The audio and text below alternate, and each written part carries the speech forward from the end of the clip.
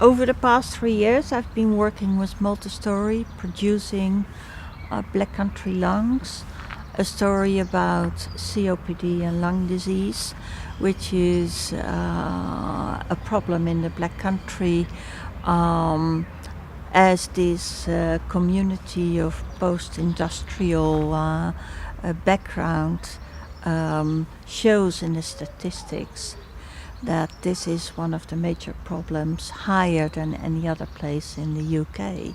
In these 3 years, we developed this project, our working methods, the way I should go about it visually, and it ended up in an exhibition, a video installation, and a book.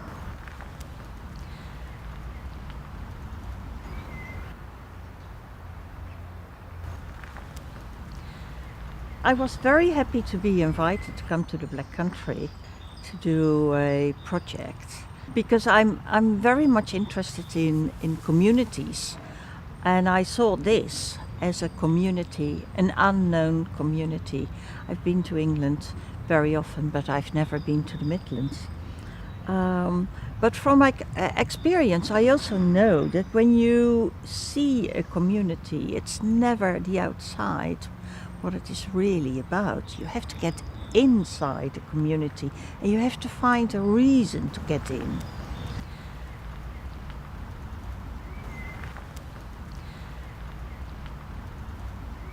I took the opportunity to a topic that I've always been interested in as well, and that's health issues. So we started to, my working method actually is to go from different angles. So we looked at statistics, but we also went, Becky and I, to sit in waiting rooms, and just observing, what's going on here? What does it look like? At a certain point, I thought, Black Country, black lungs, that makes sense.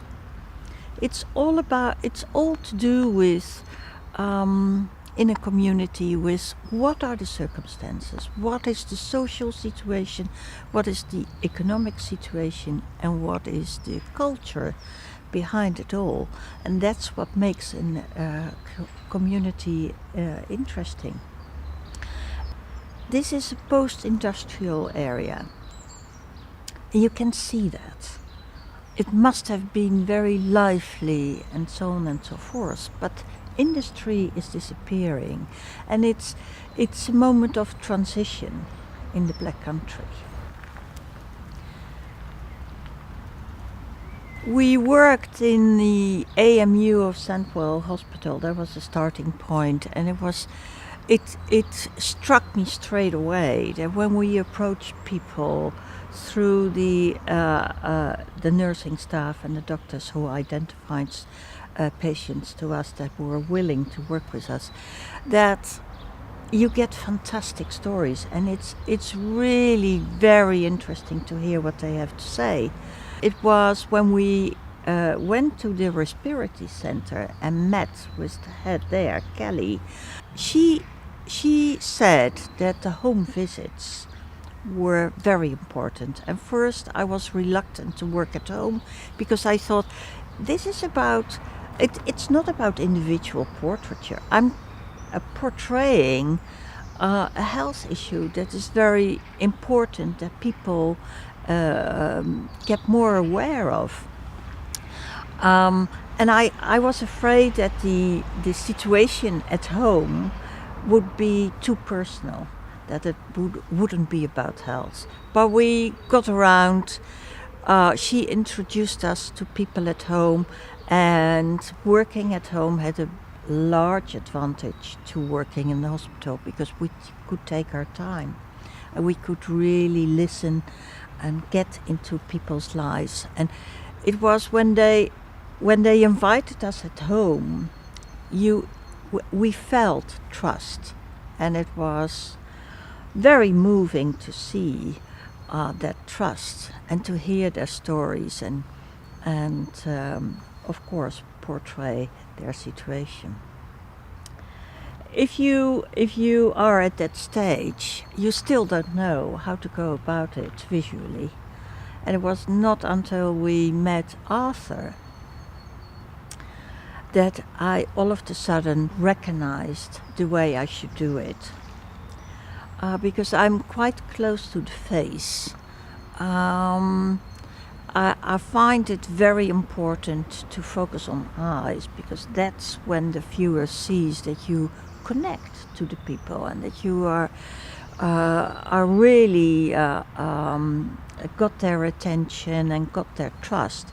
But with a portrait in his session, it was almost out of focus, and I thought, yes, this is what I should aim for, because the breathing is so difficult that they move all the time. So if you can capture that movement in their face, freeze the movement, then people see what an effort it is. That what you and I take as a natural, for them, is the most, it takes most of their energy of the day just to breathe. There are so many stories of these people that you can see that the COPD is only one part of the project. It's about the stories of this community. There is William, who told about his life as an 11-year-old, working for the greengrocer before going to school, carrying 50 kilograms of potatoes from the shed to the shop until it was time to go to school, and then after school again until he had to go to bed. And the most striking thing was that he said, I was fired when they got a donkey, because he took over his job. And later on he said he worked in a factory for making molds, and he had to chew asbestos to do so. And now we know what a terrible thing asbestos is. So it's unbelievable that these factors were in someone's life. And another story is Pat, who said she worked in the leather industry, and she's so skilled that although she can't work there anymore, they still want to keep her training other people to get this skill. And she took us to the garage, and she took up a needle with a thread and a piece of leather, and the movement of her fingers I will never forget, because then you see what a skill is. The people are cheerful and positive and always worked hard, especially the women. And although they are struck by their illness, they still make the best out of life. And they have a very strong bond with their relatives and their partners. So it's a vital community, very positive and humorous, and always making the best of it. I wanted to make sure that we could create a body of work for the community, to be seen for the community. If you portray people and you really want to strike them, to get to the bottom of their heart, you need to be quite direct. And I thought this combination of being very close to a face, but then blow them up to proportions that are unreal, that's when people get the attention. And especially in a park, you can't work with small imageries. You need to be large. The colors are light and bright, and I think that combines really well with the quiet environment of Lightwood House Park.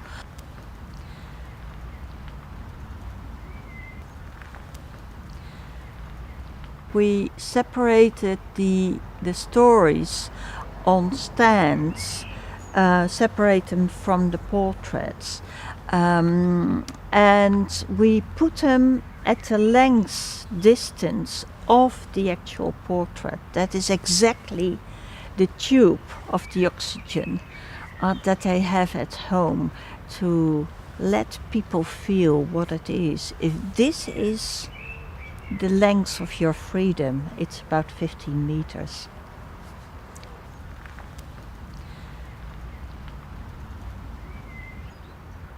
For the book, I decided that the same idea would work well.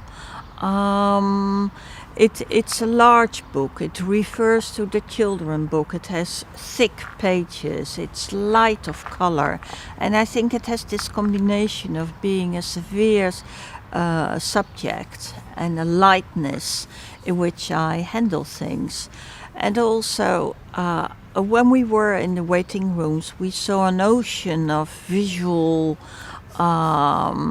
It's like a visual jungle in a waiting room, with flyers and brochures and cards and magazines all over. And then here is this light, simple book referring to the children book. And that has another advantage as well, because it can be an object. You can put it as a stand, and then I think it is intriguing, so people want to pick it up, and they immediately can see and read about people instead of reading about illness. You make it accessible to see examples of individuals, and that's when you understand what it means for someone.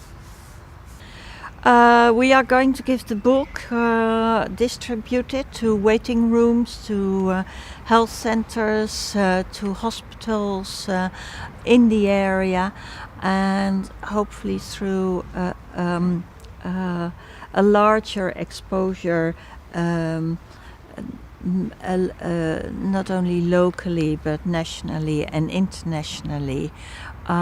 We hope to create a much more awareness. One of the good things that we can do is send it in to other parts of the world that have COPD as well, through different causes than in the Black Country, but COPD nevertheless, and it creates a bond. You know, we might be at the other end of the world, but we have the same kind of problems, and I think that's really important. Then you talk about important issues of a community.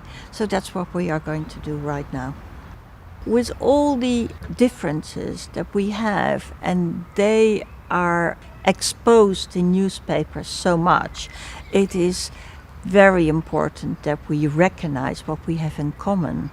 And the fact that Multistory brings art to the people and produces art about the people is so important. So I would wish there were more organizations like Multistory. It was great to meet the participants afterwards again, the people that asked us so gently to come to their homes, because they felt honored and proud to be in the project, to be in the book. And even, and sadly to say, half of our participants have died by now, but their partners or their children were in touch with us to keep the work in the project and in the exhibition and the book, because they were proud to be proud of it and want, as much as we do, that it create the awareness for COPD. So that was for me very rewarding, that I knew that I had achieved what I wanted to do. I showed their voice, their face, their lives. and that feels very good.